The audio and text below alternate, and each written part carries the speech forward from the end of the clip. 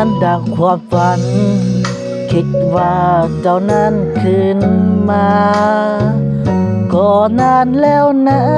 เข็มเวลาจนนับบ่ได้เกือบเป็นเรื่องราวกะละครั้งหนึ่งในใจแต่บ่เคยเปลี่ยนไปยังอยู่ในใจเรื่อยมา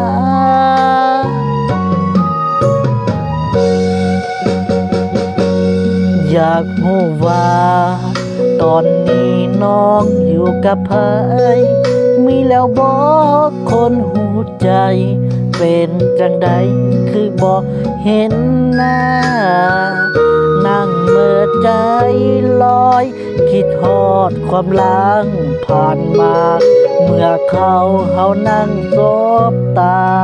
สัญญาว่าจะหากันอายอยู่ทางนี้ยังคิดฮอดทุกเวลาแนมดาวอยู่ฟ้าเมื่อได้สบตาน้องลาทางนั้นยิ่งเสียงฟ้าห้อง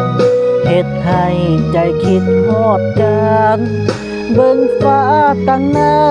ทุกวันน้องนั้นสิคือกันบ่น้องก่อนเม็ดสีเทาพร้อมกันเขาบิกดาวดวงนั้นสัญญาใจเลยถือกี่ตังให้ไอ้นั้นบ่ได้คิดต่อฝากลมหอมฟ้าไปบอกว่ามีคนรอหาได้ยินก็สวยติดต่อส่งเข้าได้บ่อายคิดฮอดน้อง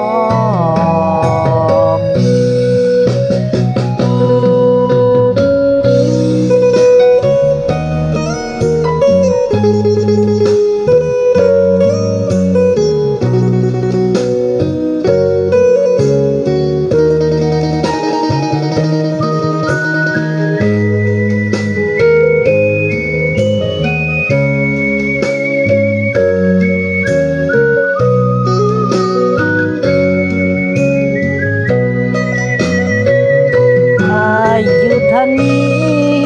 ยังคิดฮอดทุกเวลาแนมดาวอยู่ฟ้าเมื่อใดสบตาน้องลาทางนั้นยิ่งเสียงฟ้าห้องเฮ็ดให้ใจคิดฮอดกันเบิ่งฟ้าตั้งหน้าทุกวันน้องนั้นสิคือกันบ่น้องก่อนเม็ดสีเทาพร้อมกันเขาปิกดาวดวงนั้นสัญญาใจเลยถือกี่ตังให้ไอ้นั้นบ่ได้คิดต่อฝากลมหอมฟ้าไปบอกว่ามีคนรอหาได้ยินก็สวยติดต่อส่งเข้าได้บ่